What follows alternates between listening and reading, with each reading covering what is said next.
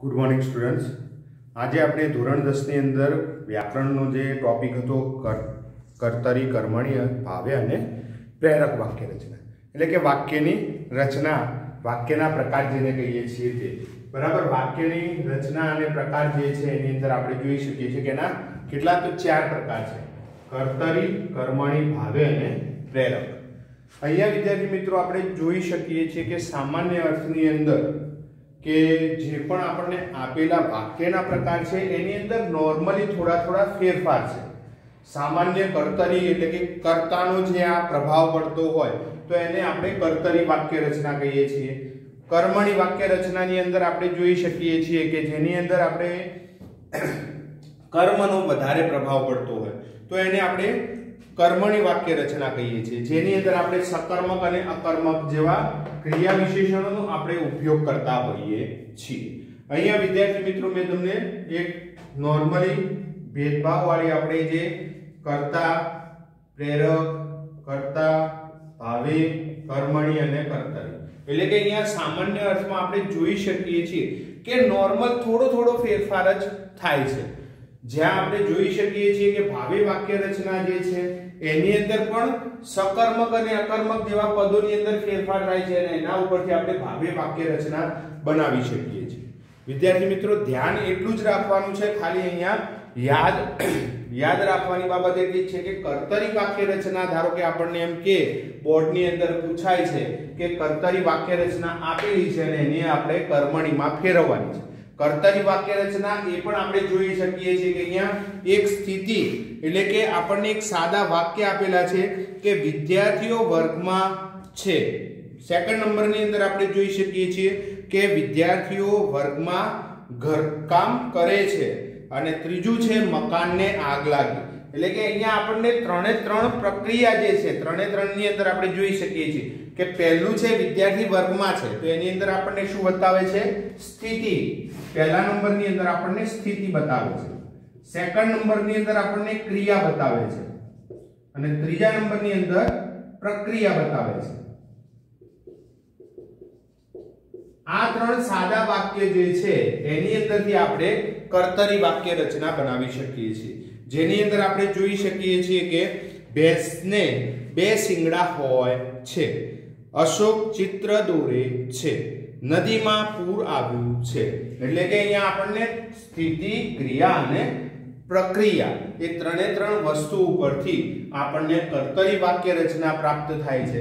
કર્તરી વાક્ય રચના પરથી આપણે જોઈ શકીએ છીએ કે એના ઉપરથી આપણને એના કર્મણી कर्तरी उपरथी पाछो आपणे भावे कर्तरी उपरथी आपणे प्रेरक वाक्य रचना बनावी शकीए छीए। अहींया आपणे अलग अलग उदाहरण आपेला छे तो आपणे जोई शकीए छीए मैं बोर्डनी अंदर लखेला छे ए प्रमाणे तमारे नोटबुकनी अंदर पण आ बधुं उतारी देवानुं के अहींया आपणे कर्तरी वाक्य रचना जेनी अंदर कर्ता जे छे ए मेन होय। अहींया आपणे जोई शकीए छीए के नौकरे तो एनी अंदर आपणे मुख्य कर्ता जे छे एने दर्शाववामां आवेलुं छे। अहींया पण विजय जे छे ए कर्ता छे के एने पत्र लख्यो छे એટલે કે અહીંયા આપણે આખું વાક્ય વાંચીએ તો આપણને ખ્યાલ આવશે નોકરે દૂધ ઢોળ્યું। નોકરે દૂધ ઢોળ્યું એટલે કે અહીંયા કર્તા જે છે નોકર એના દ્વારા दूध જે છે એ શું થયું છે ઢળી ગયું છે।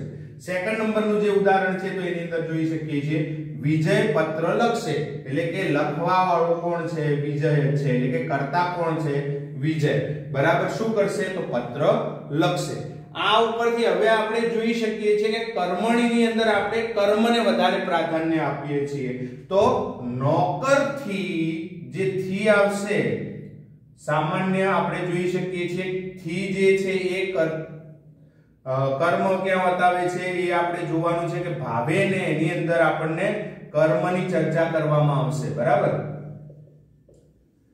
कर्मणीनी अंदर आपणे जोई शकीए छीए के अहींया नौकरे दूध ढोळ्યું જ્યારે અહીંયા શું થઈ જાય છે નોકરથી दूध ઢોળાયું।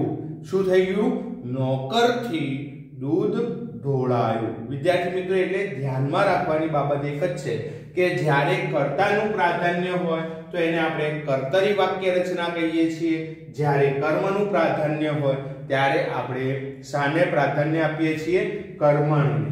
એટલે કે અહીંયા આપણે જોઈ શકીએ છીએ કે નોકરથી જે છે એ કર્મ ઉપર કર્મ શું થયું છે દૂધનું ઢોળાવું દૂધ ઢળી ગયું છે એટલે કે કર્મ થયું છે કામ થઈ ગયું છે કે દૂધ જે છે ઢોળાયું પણ કોનાથી તો આપણને ખ્યાલ આવે છે કે નોકરથી એટલે કે નોકરથી દૂધ ઢોળાઈ જાય છે એ આપણે અહીંયા કર્મને પ્રાધાન્ય આપીએ છીએ એ જ રીતે જો બીજું વાક્ય જે હતું એ વિજયથી પત્ર લખાશે એટલે કે વિજય દ્વારા પત્ર લખવામાં આવી રહ્યો છે એટલે કે અહીંયા આપણે કર્મ જે છે એને આપણે કર્મને પ્રાધાન્ય આપ્યું છે બરાબર વિજય જે છે વિજય નહીં લખે તો બીજું કોઈ પણ લખી શકે છે પરંતુ આપણે જોઈ શકીએ છીએ થી જ્યારે આવે છે એ થી પરથી આપણે જોઈ શકીએ છીએ કે કર્મનું પ્રાધાન્ય વધતું હોય એવું લાગે છે એટલે કે કર્તરી અને કર્મણી વાક્ય રચના જે છે એ સામાન્ય આપણે જોઈ શકીએ છીએ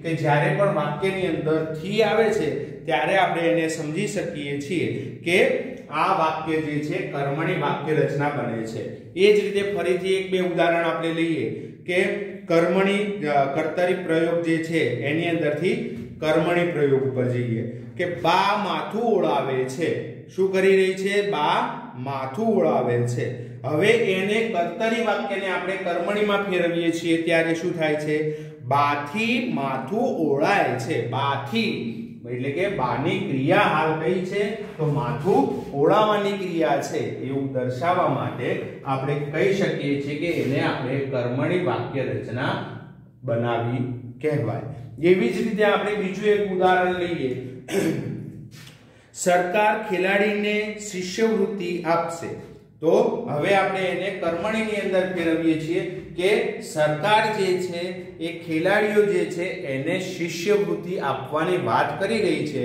હવે એ જ પ્રવૃત્તિને આપણે ફરીથી કર્મણી વાક્ય રચનાની અંદર આપણે ફેરવીએ છીએ ત્યારે આપણે જોઈ શકીએ છીએ કે એની અંદર શું ફેરફાર થાય છે તો જુઓ સરકાર દ્વારા ખેલાડીને શિષ્યવૃત્તિ આપવામાં આવશે અહીંયા આપણે જોઈ શકીએ છીએ કે ખેલાડીને સરકાર દ્વારા જે છે એ અહીંયા આપણને કર્મણી વાક્ય રચનાની અંદર એનો અર્થભેદ કરી નાખીએ છે એટલે કે એને આપણે એને કઈ વાક્ય રચના તો કર્મણી વાક્ય રચના કહી શકીએ છીએ સરકાર ખેલાડીને શિષ્યવૃત્તિ આપશે એ વાક્ય રચના કર્તરી વાક્ય રચના થાય છે જ્યારે સરકાર દ્વારા જ્યારે વચ્ચે મૂકવામાં આવે છે ત્યારે સરકાર દ્વારા જોઈ શકીએ છીએ કે ખેલાડીને શિષ્યવૃત્તિ આપવામાં આવશે એવું આપણને વધારાનું જે ક્રિયા ઘટક છે એ સકર્મક અને અકર્મક એટલે કે અકર્મક રીતે મળે છે કે આપણે સરકાર આપવામાં આવશે જ્યારે પેલામાં શું છે આપશે બરાબર આપવામાં આવશે અને આપશે એની અંદર આપણે જોઈ શકીએ છીએ કે આપણું કર્મણીનું જે વાક્ય રચના છે એની અંદર આવશે જ્યારે પેલાની અંદર આપશે હવે ફરીથી એક બીજું વાક્ય જોઈ શકીએ છીએ કે આચાર્યએ સૂચના આપી જ્યારે એની અંદર આપણે જોઈ શકીએ છીએ કે આચાર્ય દ્વારા સૂચના અપાઈ એટલે કે અહીંયા આપણે જોઈ શકીએ છીએ કોઈએ કહ્યું છે કે આપણે આવું કંઈક કરવાનું છે અને આચાર્ય દ્વારા એની સૂચના આપવામાં આવે છે તો પણ આપણને કર્મણી વાક્ય રચના બની કહેવામાં આવે છે હવે નેક્સ્ટ એના પછી જોઈએ છીએ કર્તરી વાક્ય રચના પરથી ભાવે વાક્ય રચના કર્તરી વાક્ય રચના પરથી ભાવે વાક્ય રચના ઉપર આપણે જોઈ શકીએ છીએ એના પહેલા આપણે આ થોડીક આની સ્પષ્ટતા ફરીથી કરી નાખીએ કે ઉપરના કર્તરી અને કર્મણી વાક્ય સમજો કર્તરીમાં કર્તાનું પ્રાધાન્ય એટલે કે મહત્વ હોય છે જ્યારે કર્મણીમાં કર્મનું મહત્વ હોય છે જો કર્તાનું મહત્વ હોય તો તેને કર્તરી વાક્ય રચના કહેવાય પરંતુ પણ કર્તાનું મહત્વ ઘટાડવામાં આવે તેને કર્મણી વાક્ય રચના કહેવામાં આવે એટલે કે અહીંયા કર્તાનું મહત્વ શું કરવામાં આવે છે ઘટાડી દેવામાં આવે છે જ્યારે અહીંયા કર્તાનું મહત્વ પ્રાધાન્ય વધારે હોય છે અહીંયા કર્મનું પ્રાધાન્ય વધારે હોય છે એટલે કે આને કર્તરી વાક્ય રચના અને જ્યારે કર્મનું પ્રાધાન્ય વધારવામાં આવે ત્યારે એને આપણે કર્તરી વાક્ય રચના કહીએ છીએ હવે નેક્સ્ટ આપણે જેના ઉપર જવાના છીએ તો એની વાત કરીએ કે ભાવે વાક્ય રચના જે છે એની વાત કરીએ કે કર્તરી વાક્ય રચના ઉપરથી ભાવે વાક્ય રચના ઉપર. કર્તરી વાક્ય રચનાની અંદર આપણે સામાન્ય વાત કરી હતી એ પ્રમાણે એવું જ છે કે દાદા ઠંડા પાણીએ નાય છે. દાદા ઠંડા પાણીએ શું કરે છે? નાહે છે. હવે એને આપણે ભાવેની અંદર ફેરવીએ છીએ તો એની અંદર આપણે જોઈ શકીએ છીએ કે થી જે છે એ લાગે છે અને નહાય છે. બરાબર, એ જે એનું કર્મ જે છે એની અંદર થોડો ફેરફાર આપણને જોવા મળે છે કે દાદાથી ઠંડા પાણીએ નહાય છે. અહીંયા પણ એ જ વસ્તુ છે. દાદા ઠંડા પાણીએ નાય છે. શું છે? દાદા ઠંડા પાણીએ નાય છે. પરંતુ આ વાક્ય રચના કેવી છે? કર્તરી વાક્ય રચના છે. એની અંદર દાદાનું જ પ્રાધાન્ય મહત્વ આપણને જોવા મળે છે. પરંતુ અહીંયા થી શબ્દ મૂકી અને એમનું મહત્વ ઘટાડી દેવામાં આવે છે કે દાદાથી ઠંડા પાણીએ નહાય છે. નહાય છે એટલે કે અહીંયા આપણે જોઈ શકીએ છીએ કે જે પાછળના કર્મ છે એનું પ્રાધાન્ય વધી જાય છે. એવી જ રીતે બીજું વાક્ય છે કંચન માસી બોલ્યા. કંચન માસી બોલ્યા. કંચન માસીથી બોલાયું. કંચન માસીથી રહેવાયું નથી, હવે બોલાઈ ગયું છે એમ. એટલે કે અહીંયા આપણે કંચન માસી બોલ્યા. અહીંયા આપણે કર્મ કર્તા તરીકે કંચન માસી છે, કંચન માસી જ આપણને બોલે છે. પરંતુ એની જગ્યાએ અહીંયા શું થઈ જાય છે? કંચન માસીથી બોલાયું. બોલાયું એટલે કે ન છૂટકી, એમને બોલવું નહોતું પરંતુ બોલાઈ ગયું. અહીંયા આપણે જોઈ શકીએ છીએ કર્તરીમાં કંચન માસી બોલ્યા. કંચન માસીથી કંચન માસી જે છે એ બોલી ગયા. પરંતુ અહીંયા આપણે જોઈ શકીએ છીએ કંચન માસીથી થી એટલે કે ત્યાં આપણે કર્મને વધારે પ્રાધાન્ય આપીએ છીએ કે બોલાયું એટલે કે કંચન માસીથી બોલાઈ ગયું. વચ્ચે એમને નહોતું બોલવું છતાં પણ બોલાઈ ગયું. અહીંયા કંચન માસી બોલ્યા. બોલ્યા મીન્સ કે એ બોલી જાય છે. જ્યારે અહીંયા બોલાઈ ગયું છે એવું દર્શાવે છે. હું રડી પડ્યો. એના પછી નેક્સ્ટ જે વાક્ય છે જુઓ કે હું રડી પડ્યો. હું રડી પડ્યો. હું રોઈ જાઉં છું. હવે એને આપણે ભાવેની અંદર ફેરવીએ છીએ ત્યારે મારાથી રડી પડાયું એટલે કે મારાથી હુંની જગ્યાએ શું થઈ જાય છે? મારાથી. મારી કોઈ રોવાની. અહીંયા શું છે? હું રડી પડ્યો એટલે કે હું રોઈ જ ગયો એ જોઈને. પરંતુ અહીંયા મારાથી એટલે કે આપણને કંઈક સામેની કંઈક એવી પ્રતિક્રિયા છે જે જોયા પછી આપણાથી રોઈ જવાય છે, રડી જવાય છે એવું દર્શાવે છે કે મારાથી રડી પડાયું. એટલે કે હું રોવાનો નહોતો પરંતુ જ્યારે મેં આ પ્રક્રિયા જોઈ, કોઈ વિદાય સમારંભ છે, વિદાય જોઈ ત્યારે મારાથી રડી પડાયું છે એવું અહીંયા વ્યક્ત કરવામાં આવે છે. એટલે કે ભાવેની અંદર એનો ભાવ પ્રકટ કરવામાં આવે છે કે મારાથી રડી પડાયું. અહીંયા કંચન માસીથી બોલાવ્યું એટલે કે કંચન માસી ભાવ છે કે એમનાથી બોલાઈ ગયું. બોલવાની ઈચ્છા નહોતી પરંતુ બોલાઈ ગયું. દાદાથી ઠંડા પાણીએ નહાવાયું એટલે કે દાદા જે છે એમને ઠંડા પાણી નહોતું નહાવું પણ એમનો ભાવ છે કે એમને ઠંડા પાણીએ નહાવું પડ્યું કે ત્યાં વ્યવસ્થા આપણે ધારો કે બહાર ફરવા જઈએ તો દરેક જગ્યાએ આપણને ઘર જેવી વ્યવસ્થા ના મળે એટલે કે અહીંયા આપણે એમનો ભાવ જે છે એ અહીંયા નહાયા, બોલ્યો, પડાયું એટલે કે રડી પડાયું એ આપણે જોઈ શકીએ છીએ. હવે નેક્સ્ટ એના પછી છેલ્લો વિદ્યાર્થી મિત્રો કર્મની જે કર્તરી કર્મણી ભાવે અને પ્રેરક રચના છે એની અંદર છેલ્લો પ્રકાર જે છે પ્રેરક. તો એની અંદર આપણે કર્તરી અને કર્મણીની વાત કરીએ.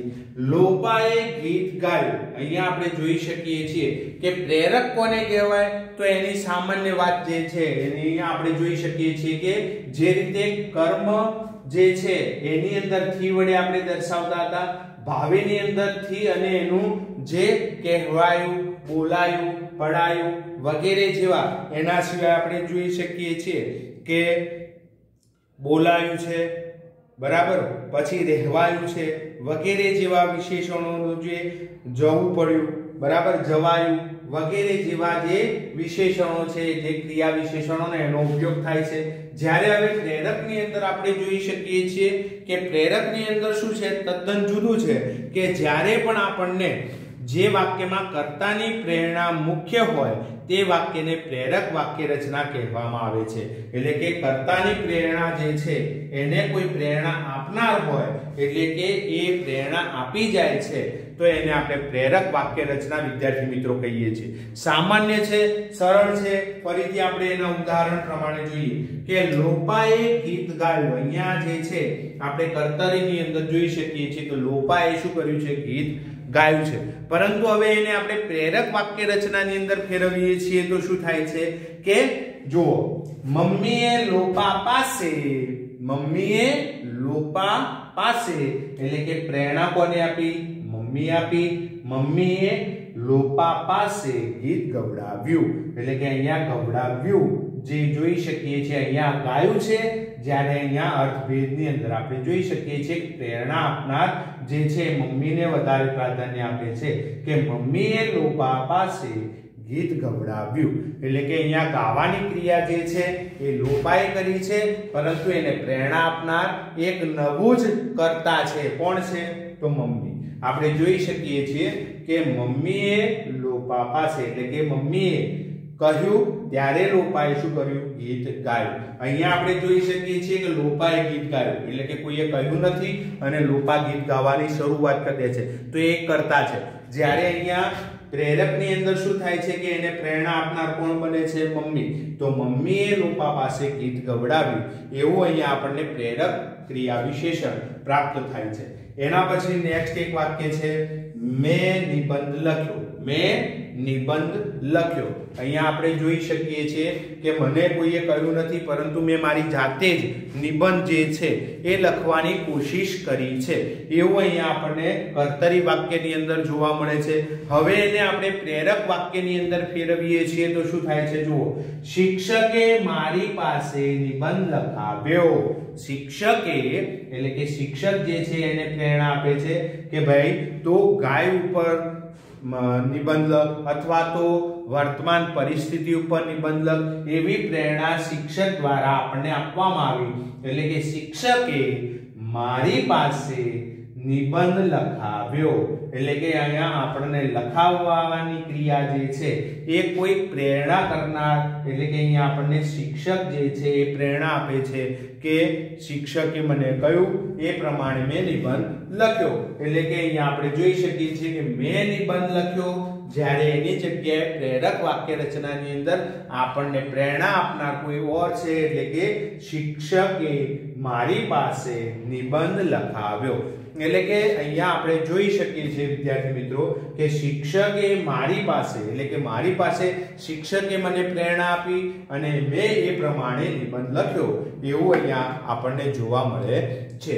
અહીંયા આપણે વિદ્યાર્થી મિત્રો આપણું આ ચેપ્ટર જે છે ગ્રામરનું આપણે ચલાવેલું છે, પરંતુ એનું રિવિઝન અહીંયા આવે એક વખત પૂર્ણ કરીએ છીએ. ઓકે, ફરીથી આપણે જોઈ શકીએ છીએ કર્તરી વાક્ય રચનાની અંદર કર્તાનું મહત્વ હોય, કર્મણી વાક્ય રચનાની અંદર કર્મનું મહત્વ હોય, ભાવે વાક્ય રચનાની અંદર કર્મનું મહત્વ સાથે સાથે એનો ભાવ જે છે એ ભાવ પ્રગટ કરવામાં આવે છે. એવી જ રીતે આપણે જોઈ શકીએ છીએ કે પ્રેરક વાક્ય રચના જે છે તો એની અંદર કર્તાને આપણે જોઈ શકીએ છીએ કે જે મુખ્ય કર્તા કર્તરીમાં હોય છે એની જગ્યાએ કર્તા દ્વારા અહીંયા આપણને કોઈક પ્રેરણા આપવામાં આવેલી હોય તો એને આપણે પ્રેરક વાક્ય રચના કહીએ છીએ. સામાન્ય વિદ્યાર્થી મિત્રો છે એની અંદર વધારે કંઈ યાદ રાખવાનું નથી. જ્યારે પણ આપણે થી જોઈએ છીએ, જ્યારે પણ આપણને થી જોવા મળે છે તો આપણે એને કર્મણી વાક્ય રચનામાં ઢાળી શકીએ છીએ.